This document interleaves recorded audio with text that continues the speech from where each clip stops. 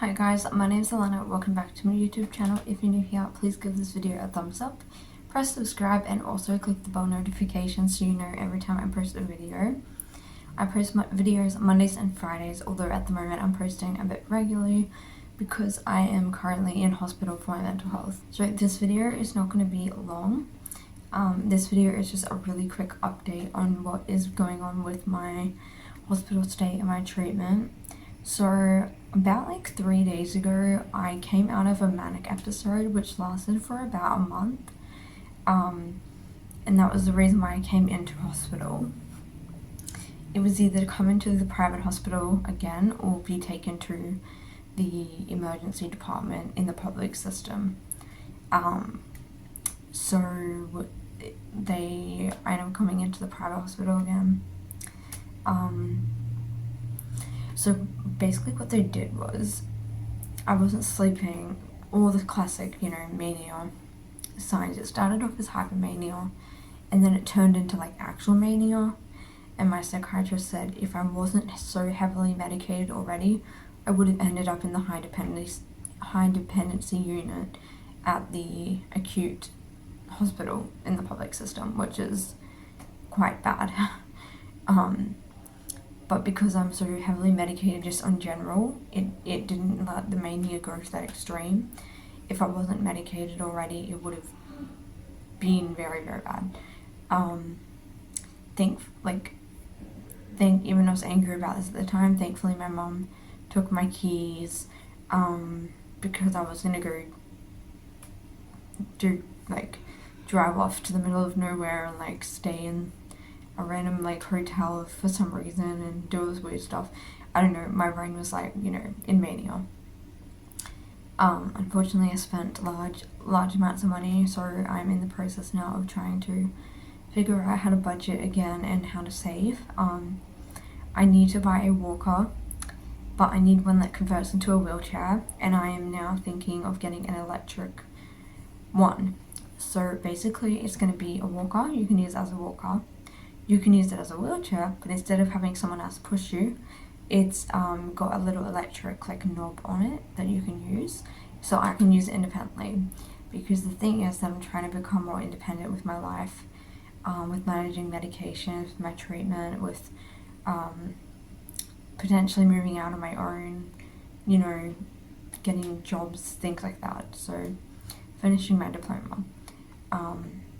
So I do need something where I can go out on my own and not have to have someone with me to push me.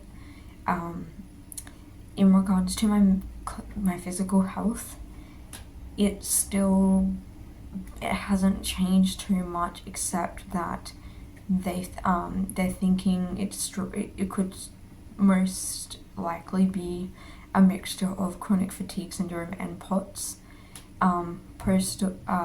Postural tachycardia, postural tachycardic syndrome,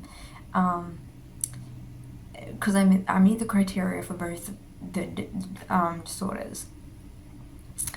Obviously that isn't good news in a way, because I don't want to deal with health issues anymore, and I'm sick of going to doctors and specialists, and that's what's been getting me quite agitated, is that I have to do these tests and people aren't telling me why.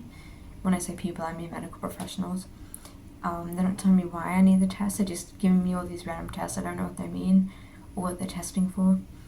But anyway, I'll do another video on what happens with my rheumatologist once I see him again, because I have to see him a few times and we haven't solidified anything yet, and I don't want to make a video until I've got results and stuff back as well, because we had to do more testing and stuff like that. So yes, but because I've come out of this manic episode in the last 3 days, I was feeling really angry and pissed off, and snappy and grumpy, and then today I woke up and I just felt really, really down and very unmotivated. I just wanted to stay in bed all day. I literally just wanted to sleep all day. So I think I'm going down into depression. So the medication I was on while I was manic was 800 milligrams of quetiapine, 20 milligrams of diazepam, 15 milligrams of mirtazapine, 1,000 milligrams of epilim,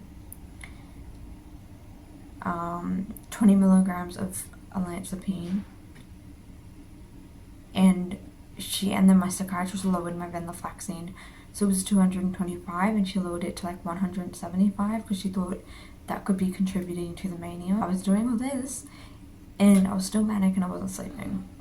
So it took about a week for the changes to kick in, and which is why now I feel either I'm very oversedated and I am extremely depressed and tired. So now it's gone, like the mania went up and then now it's coming down into depression. And we're keeping an eye on it because in the past my depression has gotten really bad, and my mom she copes better with the mania than the depression. Unfortunately, after being like 7 months clean of self-harm, I've had like it's a total relapse. Like, it's not even just a lapse, it's been a full-on relapse, very badly. And yeah, I'm not going to go into too much detail about it because I don't want to be triggering. I want to keep the video short. But basically, it just hasn't been good. My eating disorder is really bad. Like worse. It's gotten worse. And all of these things were actually doing a lot better. But then because of just external stresses and things going on, which I'm not going to go into, it just triggered. And then I was ending up getting not so much sleep. And as soon as my sleep grows and then there's stress, it's like prime time for mania. But I have only had one episode this year, which was in February, so that's actually quite good for me.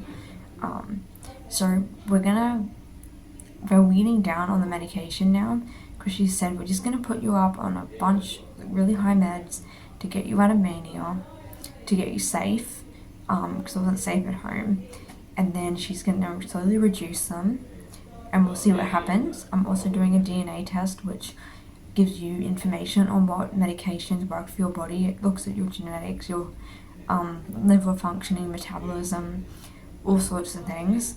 But it can take up to 3 weeks to get results back. So they have sent it away. I don't know how much longer I'm going to be in here for.